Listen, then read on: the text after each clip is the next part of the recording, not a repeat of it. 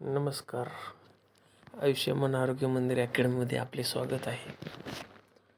आज आपण पाहणार आहोत NQSमध्ये लागणारी सर्व फॉर्मची माहिती. त्याच्यामध्ये सर्वात पहिले क्लायंट सर्वेचा फॉर्म पाहणार आहोत आणि ते किती भरायचे आहे ते पण पाहणार आहोत.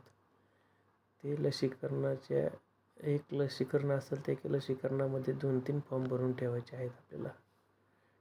टोटल 3 महिन्याचे फॉर्म आपल्याला तुमचे जितके लसीकरण सत्र असतील तितके भरून ठेवायचे आहेत. हा फॉर्म भरल्याच्यानंतर आपल्याला सेकंड फॉर्म आहे आणि हे सर्व जिरॅट्रिक डिप्रेशन स्केल हे आपल्याला भरून ठेवायचे आहेत. त्याच्यानंतर आशा फीडबॅक फॉर्म पण आपल्याला भरून ठेवायचे आहेत. मिनी मेंटल स्टेटस एक्झामिनेशन हे पण आपण फॉर्म भरून एक फाईल तयार करायची आहे. त्याच्यानंतर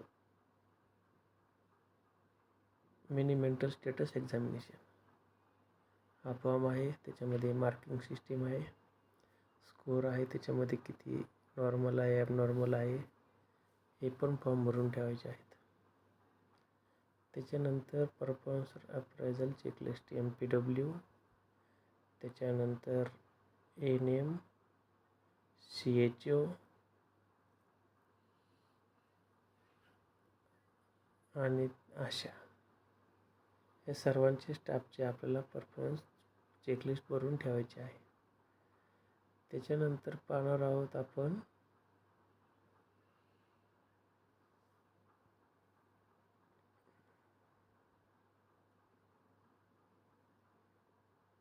जिरॅट्रिक असेसमेंट. हे फॉर्म आपल्याला 60 वर्षावरील जेवढी तुमची लोकसंख्या असेल तेवढे हे फॉर्म भरून ठेवायचे आहेत आणि याची एक फाईल तयार करून ठेवायची आहे. हे त्याच्या बॅक साईडचं पेज आहे. त्यास काय स्कोर असेल ते काय त्याच्या सगळी माहिती भरून ठेवायची आहे. जर तुम्हाला सर्व माहिती PDF मध्ये पाहिजे असेल तर कमेंटमध्ये नक्की सांगा, मी तुम्हाला